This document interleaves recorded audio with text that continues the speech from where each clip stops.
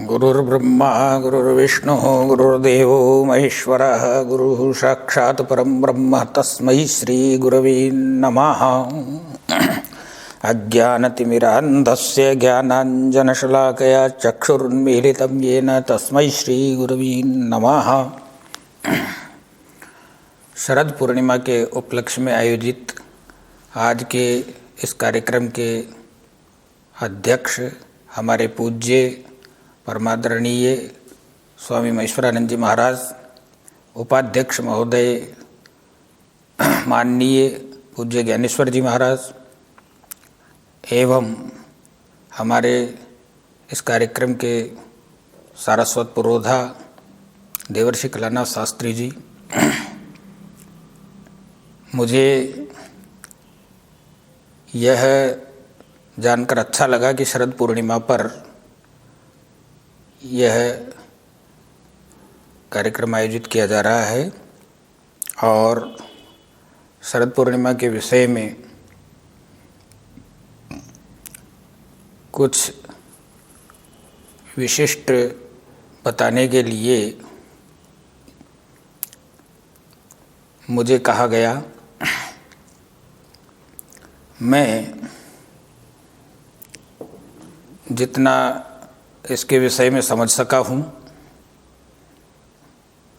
वह प्रस्तुत कर रहा हूँ।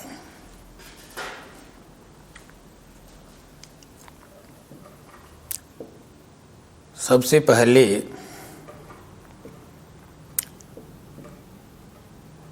शरद पूर्णिमा का महत्व जनमानस की दृष्टि में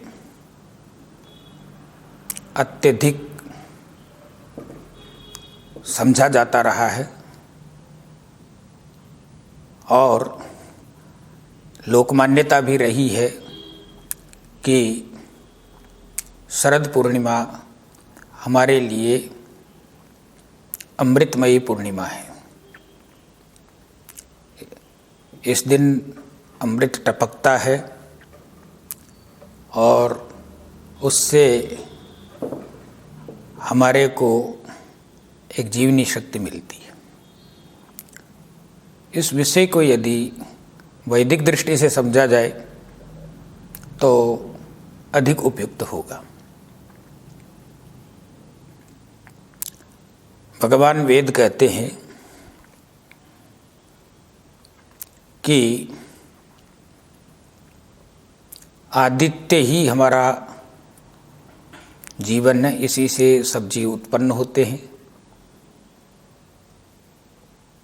जैसा कि सूक्तकार कहते हैं, चित्रम देवानाम उदगादनीकम चक्षुर्मित्रस्य वरुणस्य अग्नेः अपराद्या वा पृथ्वी अंतरिक्षम सूर्यो आत्मा जगतस्तस्तु। सभी स्थावर जंगम प्राणियों की आत्मा सूर्य है। सूर्य आत्मा है और आत्मा से ही हम उत्पन्न हुए हैं। हमारे में भी उसका अंश होने से हम में भी आत्मा है। हम भी जीते हैं और मरते हैं। जीने से लेकर के और मरने के बीच की जो अवधि है वो अवधि हम जीवन नाम से कहते हैं। हम उस जीवन को बढ़ाना चाहते हैं और उस जीवन का बढ़ाने का नाम ही अमृत तत्व है। यानी जब तक मृत्यु न हो तब तक अमृत तत्व है। इसका तात्पर्य हुआ कि भगवान सूर्य में तीनों चीज़ें प्रतिष्ठित है। जन्म भी प्रतिष्ठित है, मृत्यु भी प्रतिष्ठित है और हमारा जीवन भी प्रतिष्ठित है।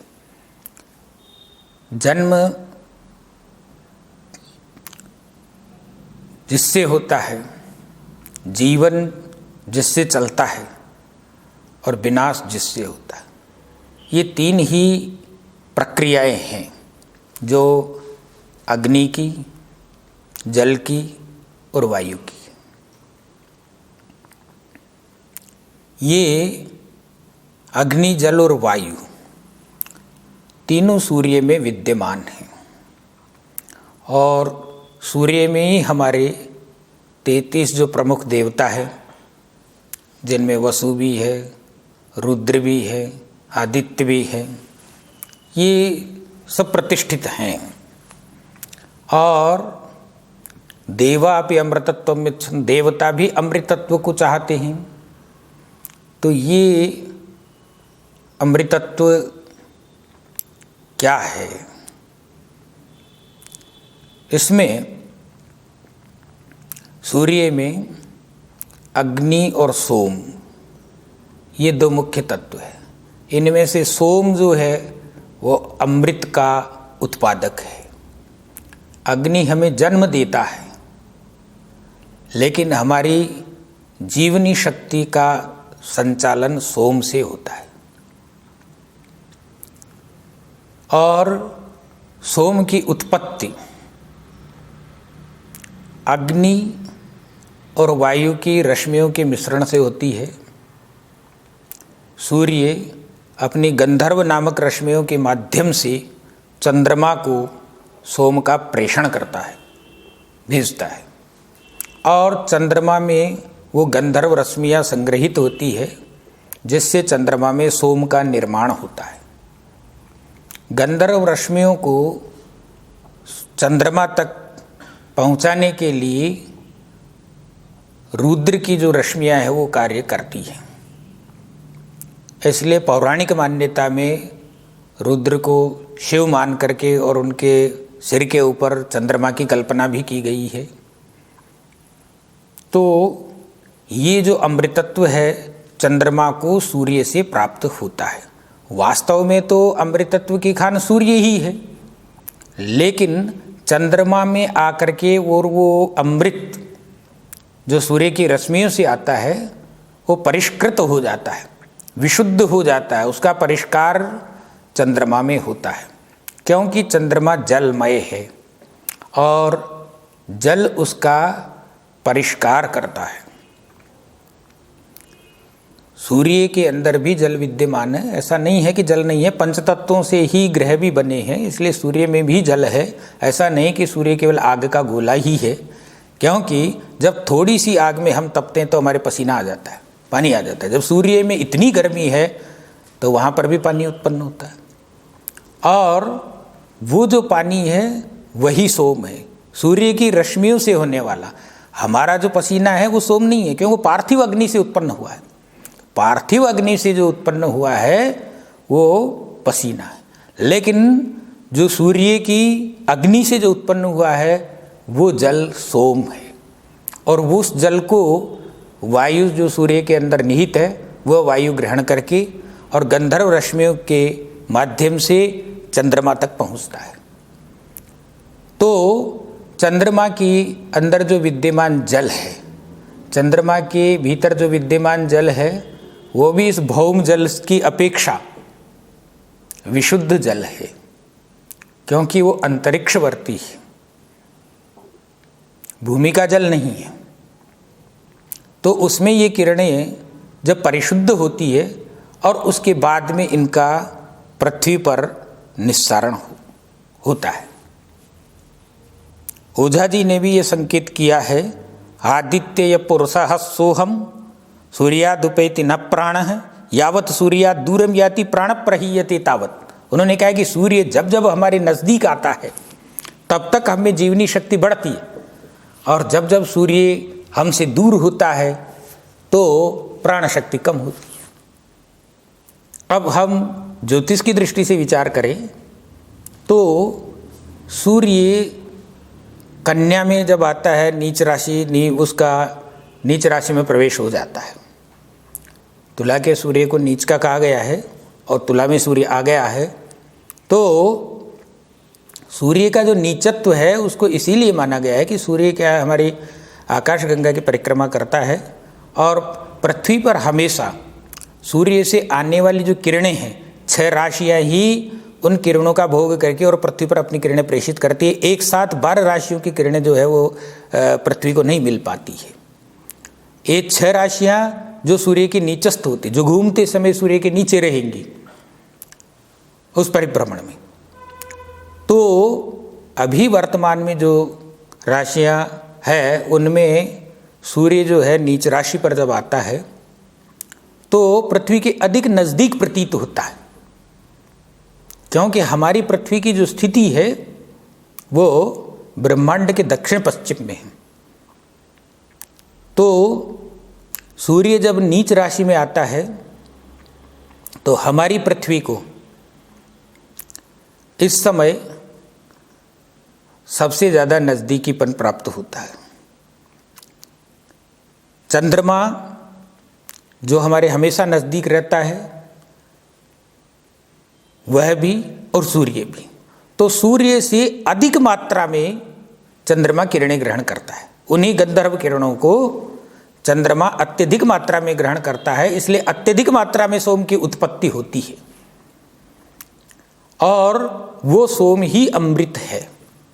इस समय की जो वायु है, शरत काल की जो वायु है, उस वायु में भी जल की मात्रा अधिक होती है। जल की मात्रा की अधिकता के कारण जो चंद्रमा की रश्मियाँ जो हमारी पृथ्वी पर आती हैं वो उस सोम से युक्त होती है और वो रश्मियाँ हमारा बहुत अधिक उपकार कर सकती है, हमारी जीवनी शक्ति को बहुत अधिक बढ़ा सकती है। इसलिए यह शास्त्रीय दृष्टि से सिद्ध होता है कि ये जो अमृत है इसका उपयोग हमें करना चाहिए। ये परीक्षण भी किया जा सकता है, इसमें कोई ऐसी बात नहीं है। ये जो अमृतमयी किरणें हैं वो यदि किसी खाद्य पदार्थ में, हमारे भोजन में, हमारे जल में संपृक्त होती है उतनी ही जीवनी शक्ति हमारे को प्राप्त होती है। बाद में क्या है कि जैसे जैसे सूर्य हमसे दूर होता जाता है तो वो जो गंधर्व किरणें हैं उनका आना, गंधर्व रश्मियों का आना और चंद्रमा को मिलना वो कम होता जाता है।